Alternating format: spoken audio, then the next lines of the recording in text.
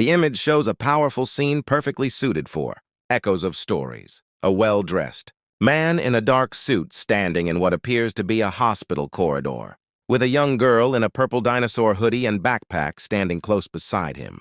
Facing them is a woman in a blue top, her back to the camera.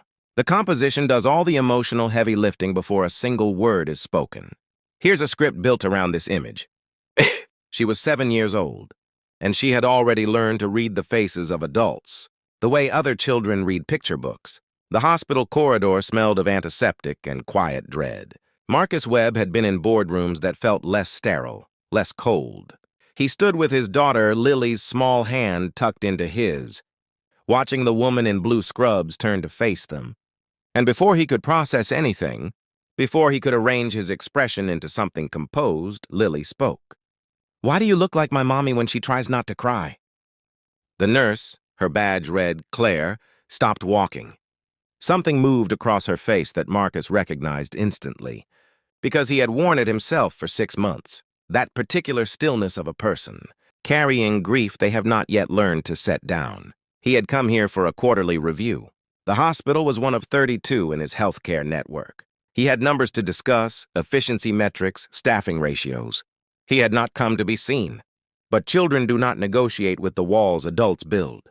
Claire crouched down to Lily's level. "That's a very brave question," she said softly. "My daddy says brave questions deserve honest answers." Claire looked up at Marcus then. He cleared his throat. "She lost her mother 8 months ago," he said quietly, as if volume could protect them both from the weight of the words. "So did I," Claire said. 6 weeks ago." Lily studied her with the solemn certainty only small children possess. Then she slipped her free hand into Claire's and held it. Just held it. No explanation, no performance. The way children love, completely without condition, without the fear of looking foolish. Marcus watched his daughter comfort a stranger in a hospital hallway, and something shifted in his chest that no quarterly report had ever touched. He had been reviewing this hospital's numbers that morning. Claire's unit was flagged, understaffed, overextended. He had initialed a proposal to reduce her department's budget by 12%. He thought about that now. He thought about a woman who showed up every day carrying the fresh weight of loss, wearing blue scrubs, crouching down to answer an honest question from a child she had never met.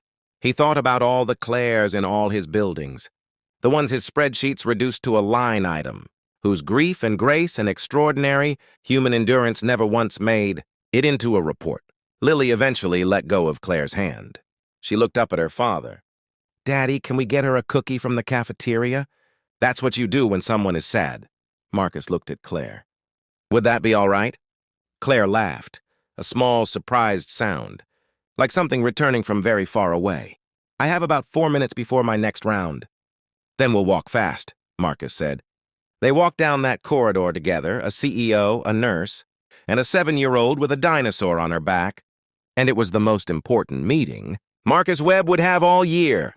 If you've ever been seen by someone who had no reason to see you, you know exactly what that costs them and what it gives you. At Echoes of Stories, we believe those are the moments worth keeping. Subscribe so we can keep finding them together. The world is full of people carrying quiet grief and showing up anyway. Maybe the least we can do is notice.